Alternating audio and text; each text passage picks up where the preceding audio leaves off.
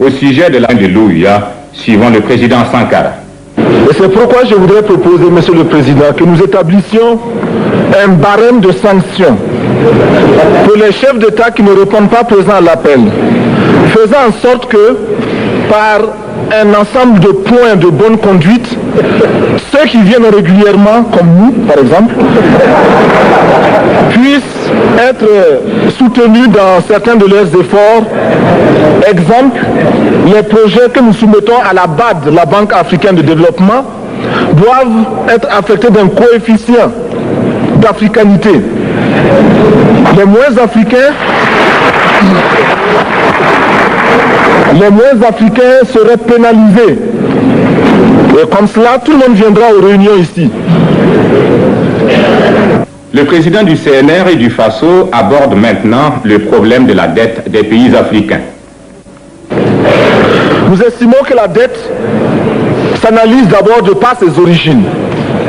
Les origines de la dette remontent aux origines du colonialisme. Ceux qui nous ont prêté de l'argent, ce sont ceux-là qui nous ont colonisés. Ce sont les mêmes qui géraient nos États et nos économies.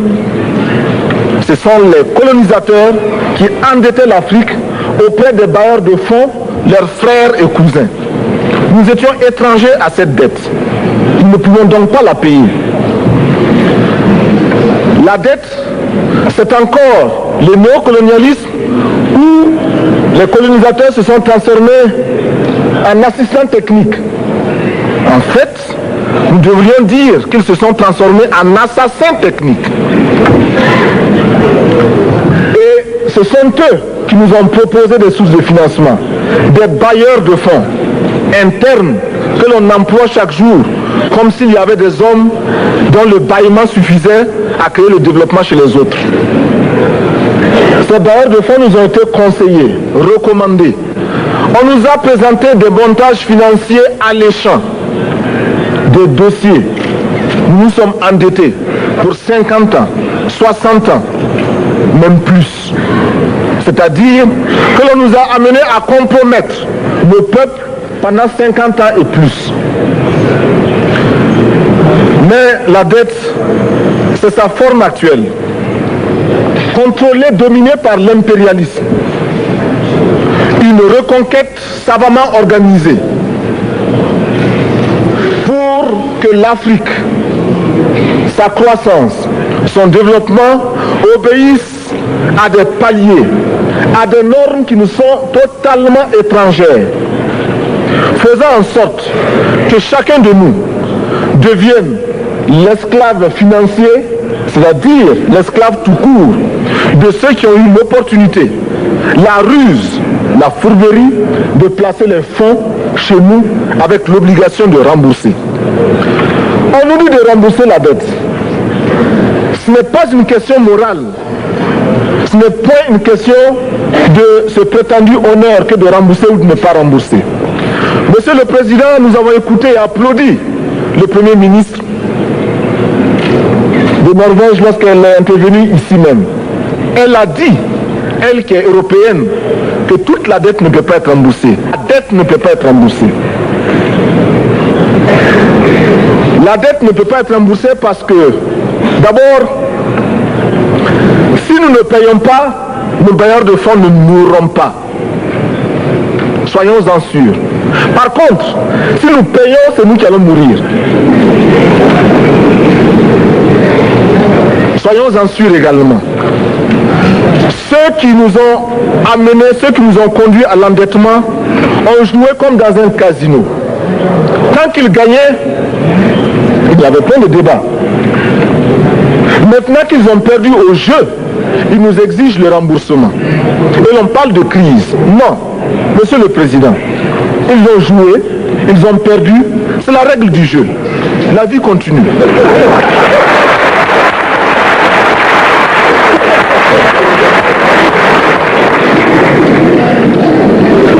Nous ne pouvons pas rembourser la dette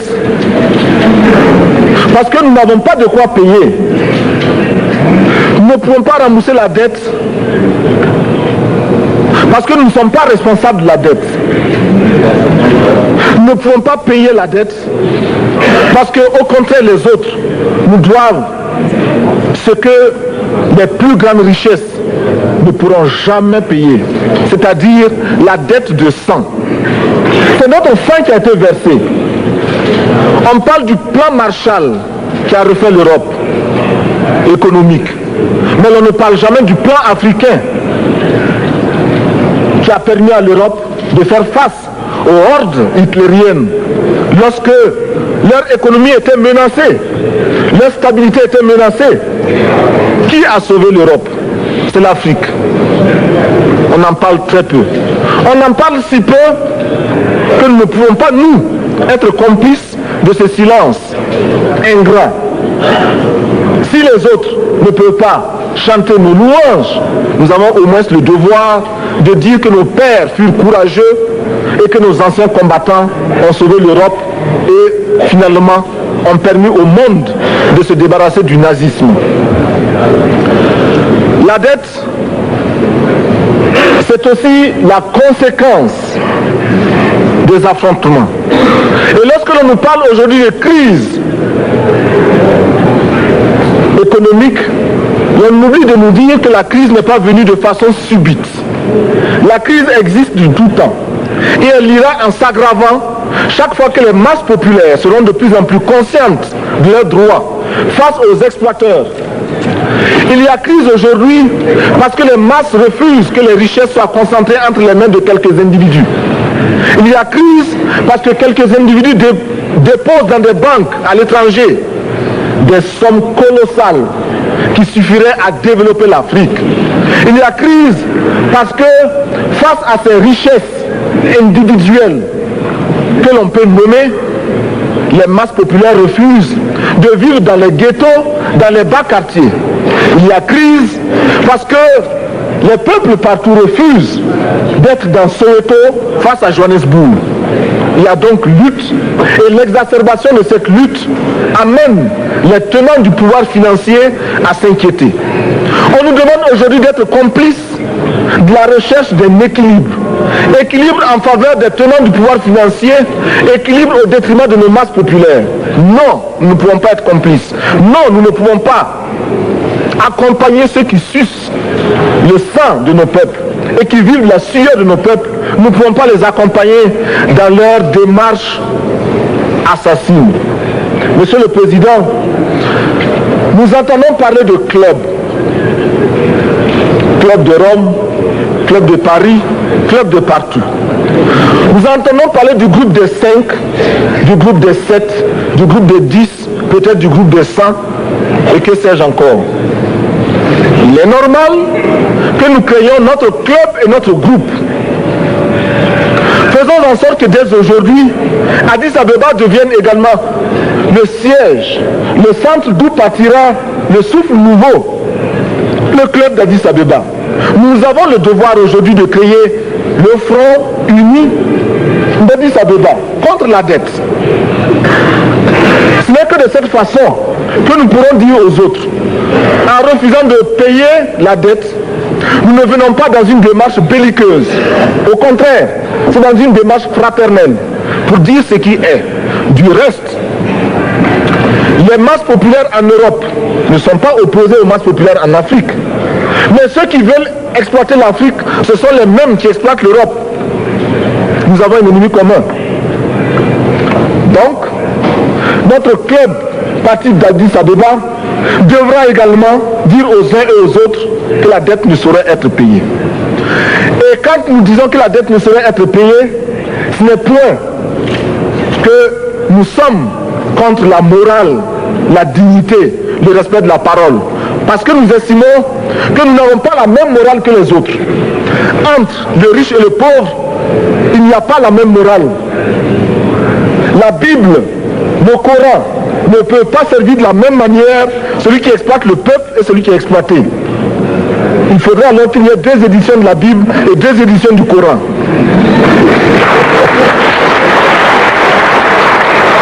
Nous ne pouvons pas accepter qu'on nous parle de dignité. Nous ne pouvons pas accepter que l'on nous parle de mérite de ceux qui payent et de perte de confiance vis-à-vis de ceux qui ne paieraient pas. Nous devons au contraire dire que c'est normal aujourd'hui. Nous devons au contraire reconnaître que les plus grands voleurs sont les plus riches. Un pauvre, quand il vole, ne commet qu'un larcin ou une peccadille, tout juste pour survivre par nécessité. Les riches, ce sont eux qui volent le fisc, les douanes et qui exploitent le peuple. Monsieur le Président, ma proposition ne vise pas simplement à provoquer ou à faire du spectacle. Je voudrais dire ce que chacun de nous pense et souhaite. Qui ici ne souhaite pas que la dette soit purement et simplement effacée? Celui qui ne le souhaite pas, il peut sortir, prendre son avion et aller tout de suite à la Banque mondiale payer. Tous nous souhaitons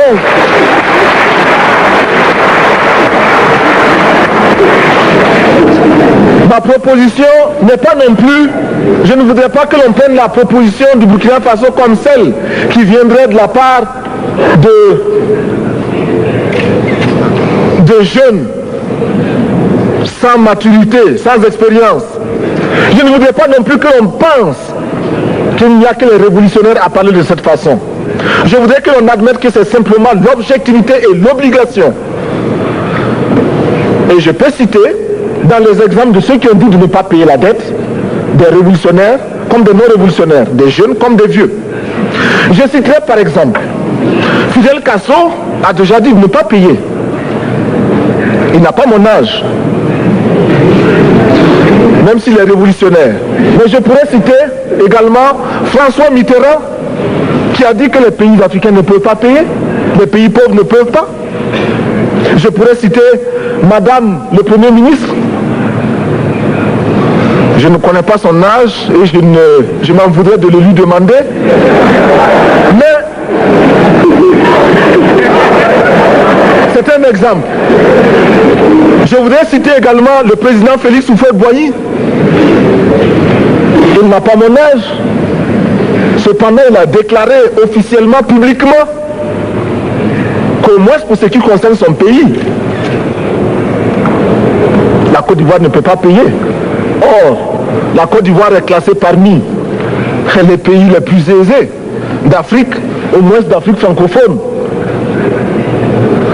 C'est pourquoi d'ailleurs il est normal qu'elle paye plus en contribution ici.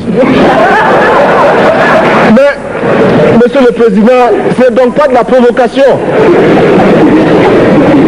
Je voudrais que très sagement, vous nous offriez des solutions. Je voudrais que notre conférence adopte la nécessité de dire clairement que nous ne pouvons pas payer la dette. Non pas dans un esprit belliqueux, belliciste. Ceci pour éviter que nous n'allions individuellement nous faire assassiner. Si le Burkina Faso tout seul refuse de payer la dette, je ne serai pas là à la prochaine conférence. Par contre, avec le soutien de tous, dont j'ai besoin,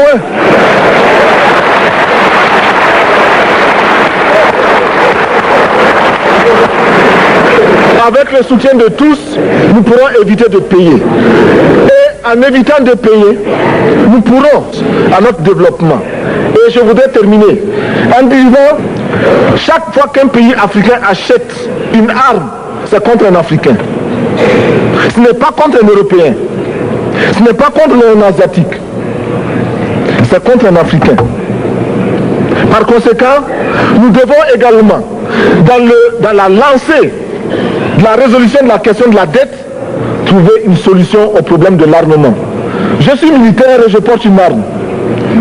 Mais Monsieur le Président, je voudrais que nous nous désarmions.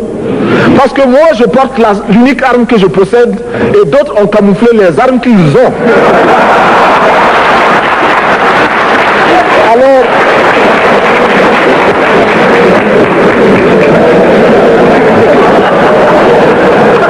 Alors,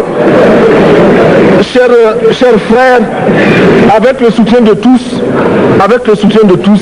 nous pourrons faire de la paix chez nous. Nous pourrons également utiliser ces immenses potentialités pour développer l'Afrique, parce que notre sol, notre sous-sol sont riches. Nous avons suffisamment de bras et nous avons un marché immense, très vaste, du nord au sud, de l'est à l'ouest. Nous avons suffisamment de capacités intellectuelles pour créer, ou tout au moins prendre la technologie et la science partout où nous pourrons les trouver. Monsieur le Président, faisons en sorte que nous mettions au point ce front uni d'Addis Abeba contre la dette. Faisons en sorte que ce soit à partir d'Addis Abeba que nous décidions de limiter la course aux armements entre pays faibles et pauvres.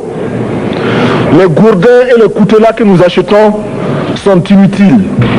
Faisons en sorte également que le marché africain soit le marché des Africains. Produire en Afrique, transformer en Afrique et consommer en Afrique. Produisons ce dont nous avons besoin et consommons ce que nous produisons au lieu d'importer.